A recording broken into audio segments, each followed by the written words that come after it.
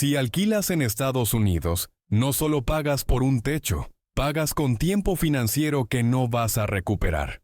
Para muchas personas, el alquiler se está convirtiendo, de forma silenciosa, en la razón principal por la que nunca llegarán a ser propietarios. La mayoría de los inquilinos piensa que está actuando con responsabilidad. Evitan deuda hipotecaria, mantienen flexibilidad y asumen que comprarán cuando el mercado se calme o cuando suban los ingresos. Sobre el papel suena lógico. En la práctica, ese enfoque crea una trampa a largo plazo que se vuelve más difícil de romper cada año. La clave es que el alquiler ya no funciona como un coste temporal. En muchas ciudades estadounidenses, el alquiler es un gasto estructural que suele crecer más rápido que los salarios. Si hoy pagas $2,000 al mes, son $24,000 al año. En 10 años, $240,000. Suponiendo que el alquiler no suba, algo poco realista. Si el alquiler sube solo un 4% anual, esos 2,000 se convierten en unos 2,960 en el año 10. En esa década, el total pagado se acerca a $290,000. No es una cifra menor. Es el precio de una vivienda de entrada en muchos estados, con una diferencia crítica.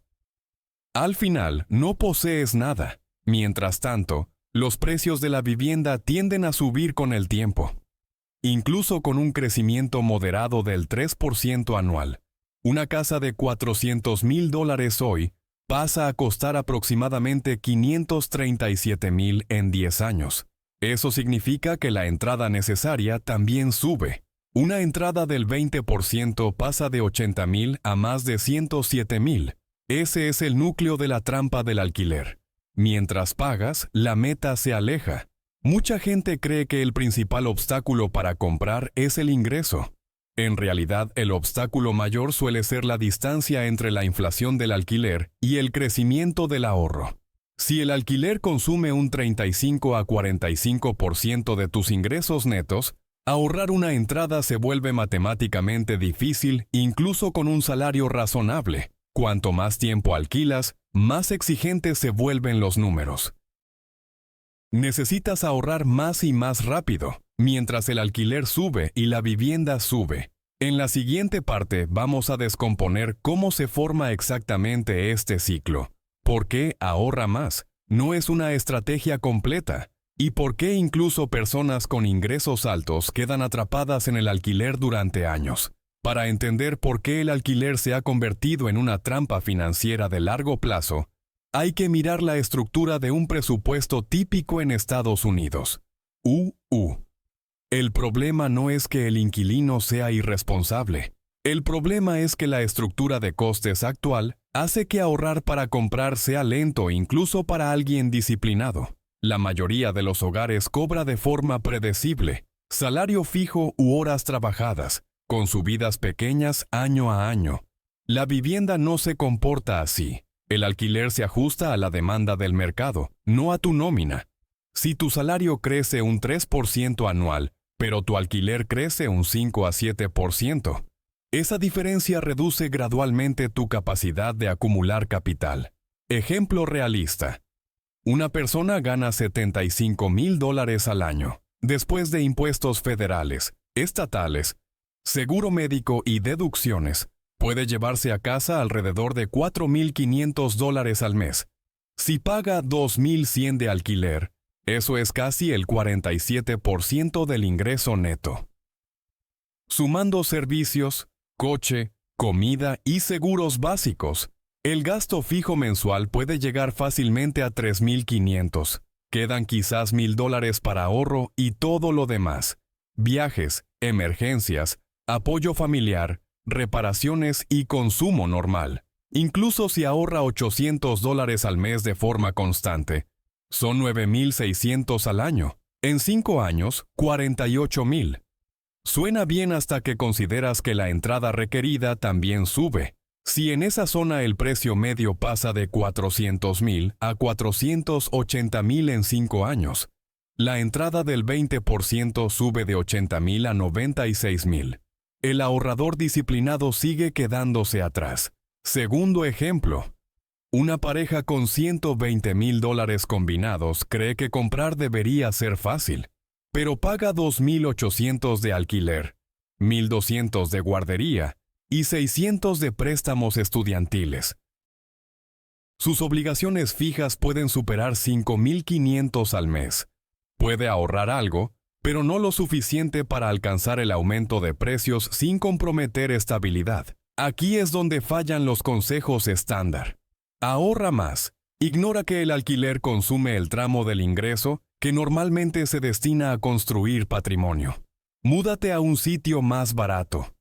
Ignora trabajo, familia, y que zonas más baratas a menudo implican salarios más bajos u oportunidades limitadas. Espera a que caiga el mercado. No es una estrategia porque el mercado inmobiliario no sigue calendarios predecibles.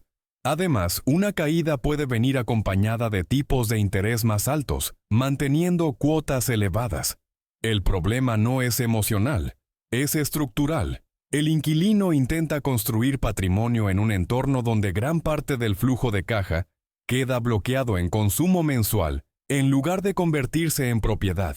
La trampa del alquiler se vuelve permanente porque muchas personas repiten patrones que parecen razonables en el corto plazo, pero que en 5, 10 o 20 años crean una diferencia grande de patrimonio frente a quien compra. Un error común es tratar el alquiler como una etapa temporal sin un plan concreto. Se dice, compraré cuando sea el momento, pero sin fecha objetivo ni número objetivo. Sin un plazo, el ahorro se vuelve intermitente, y el ahorro intermitente no compite con un mercado donde la vivienda se encarece de forma sostenida. Retrasar la compra 10 años no es solo retrasar una decisión, es renunciar a 10 años de crecimiento de patrimonio. Una vivienda de $400,000, con una subida moderada del 3% anual, llega a unos $537,000 en 10 años. Son aproximadamente $137,000 de apreciación. El propietario captura ese aumento. El inquilino ve cómo sube el precio de entrada. Otro error grande es ahorrar la entrada sin una estrategia de crecimiento mínima. Muchas personas guardan el dinero en cuentas de baja rentabilidad por seguridad. Pero la inflación y la apreciación de la vivienda reducen el poder de compra del efectivo. Si alguien ahorra $1,000 al mes durante 7 años, acumula $84,000.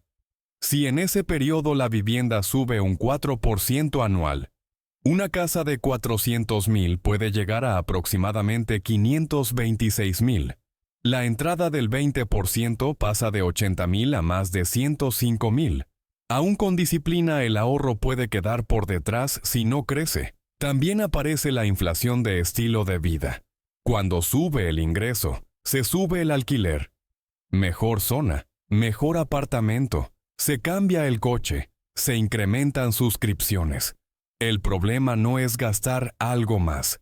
El problema es que el alquiler ya es el mayor coste fijo.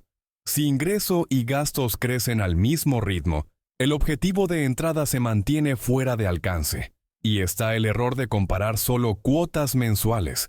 Se compara un alquiler de $2,500 con una hipoteca de $3,300 y se concluye que comprar no compensa.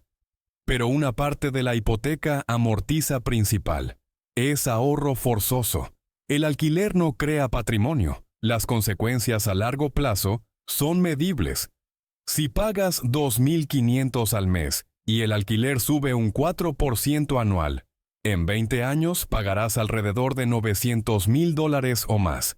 Patrimonio final en vivienda, 0. En un escenario de compra sostenible, el propietario puede acumular $200,000 a $400,000 de valor neto, entre amortización y apreciación, dependiendo del mercado y del préstamo. Por eso el problema central no es el ingreso. Hay personas con buenos ingresos atrapadas en el alquiler durante décadas. El problema es la ausencia de una decisión estructurada que convierta flujo de caja en propiedad y activos. La salida no es compra lo antes posible. Ese consejo es incompleto y puede ser peligroso si te lleva a una cuota inestable. La salida real es un sistema que convierta la vivienda de gasto permanente en herramienta de construcción de patrimonio, sin romper el flujo de caja. El enfoque correcto es tratar la compra como estrategia de capital, no como mejora de estilo de vida. Primero, define un máximo de coste de vivienda basado en tus números, no en lo que aprueba el banco. Muchas entidades aprueban pagos que consumen 35 a 45% del ingreso bruto. Eso puede funcionar en el papel, pero deja poco margen para imprevistos. Un rango más estable es mantener el coste total de vivienda, hipoteca, impuestos, seguro y una reserva básica de mantenimiento, en 25 al 30% del ingreso bruto. Ejemplo, hogar con 100,000 al año, aproximadamente 8,333 al mes brutos. Un 30% son aproximadamente 2,500 al mes de coste total. Ese límite protege frente a cambios de empleo, gastos médicos o inflación en otras partidas. Segundo, usa un sistema de 2 fondos separados. Uno es el fondo de emergencia, 3 a 6 meses de gastos esenciales, en una cuenta segura. Esto evita que una reparación o una pérdida de ingresos te empuje a deuda cara. El segundo es el fondo de compra, entrada más costes de cierre. Si el horizonte de compra es mayor a 3 a 5 años, ese fondo puede buscar crecimiento conservador, no para hacerse rico, sino para no perder poder de compra frente al mercado. Tercero, busca propiedad por asequibilidad, no por perfección. Mucha gente espera a poder comprar la casa definitiva. Una estrategia más funcional es comprar una vivienda sostenible hoy, más pequeña, más antigua, o en una zona algo menos ideal. Siempre que la cuota sea manejable, la mecánica es simple. Una hipoteca a tipo fijo estabiliza una parte grande de tu coste de vivienda, y una fracción del pago mensual empieza a construir patrimonio. Con el tiempo, la inflación juega a favor del propietario. Los salarios tienden a subir, pero la cuota fija no sube. Por último, evalúa la diferencia entre alquiler y compra correctamente. Si comprar cuesta 300 más al mes que alquilar, no es automáticamente malo. Si eso fija tu coste durante décadas mientras el alquiler sigue subiendo, esa diferencia suele reducirse en pocos años. Este sistema es estable porque no depende de adivinar el mercado. Depende de controlar el ratio de vivienda, construir liquidez, usar tipo fijo y comprar dentro de números realistas. A estas alturas el punto central debería estar claro. Alquilar no es automáticamente una mala decisión, pero alquilar a largo plazo sin un plan de capital suele terminar en no propiedad permanente. La razón es matemática. El alquiler sube, la vivienda sube, y el salario rara vez sube lo suficiente para cerrar esa distancia sin un sistema.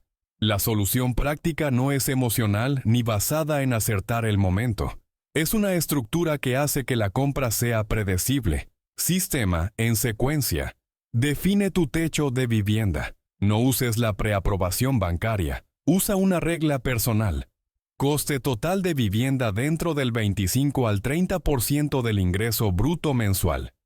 Incluye hipoteca, impuestos, seguro y una reserva de mantenimiento.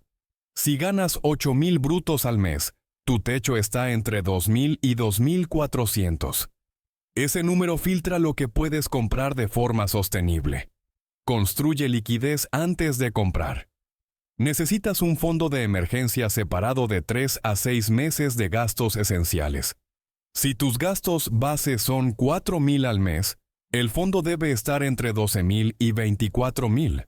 Sin esto, la propiedad se vuelve frágil, porque averías y cambios laborales se convierten en deuda. Crea un fondo de compra y automatízalo. La clave es que el dinero salga de tu cuenta corriente de forma programada. Si puedes, apunta a 15 a 20% del ingreso bruto. Si no es posible, fija una cantidad mensual realista y súbela cada año. Lo importante es el sistema, no la velocidad inicial. Calcula un plazo de compra con números. Si tu entrada objetivo es 60,000 y puedes ahorrar 1,200 al mes, son 50 meses, algo más de 4 años, antes de costes de cierre. Tener un plazo evita decisiones basadas en expectativas vagas. Compra la primera propiedad por estabilidad de flujo de caja. No tiene que ser perfecta. Debe cumplir 3 condiciones: tipo fijo, cuota manejable y capacidad de mantener la vivienda al menos 7 a 10 años. En la mayoría de casos, el tiempo sosteniendo una propiedad pesa más que esperar el momento ideal. ¿Qué cambia con el tiempo? En el año 1, el cambio principal es control. Pasas de esperar a medir. Tu fondo de emergencia reduce volatilidad y tu tasa de ahorro se vuelve concreta. En el año 5, es probable que estés cerca de comprar o ya comprando. Aunque el mercado suba, ya no estás improvisando. Tu fondo crece y tu techo de vivienda evita sobreendeudarte. En el año 10, la diferencia se vuelve visible. Con hipoteca fija, tu pago se mantiene relativamente estable, mientras el alquiler y otros costes suelen subir. Además, has amortizado principal y capturado apreciación. Con una apreciación moderada del 3% anual, el valor puede subir más de un 30% en una década. Instrucción para empezar hoy. Calcula tu techo de vivienda con 25 a 30% de tu ingreso bruto. Separa y completa tu fondo de emergencia. Automatiza aportes mensuales a tu fondo de compra. Define un plazo de compra y revisa el progreso cada trimestre. Cuando compres, prioriza asequibilidad, tipo fijo y estabilidad. Así se sale de la trampa del alquiler. No adivinando el mercado y no esperando una señal perfecta, sino construyendo un sistema donde la propiedad es el resultado natural de decisiones consistentes y sostenibles.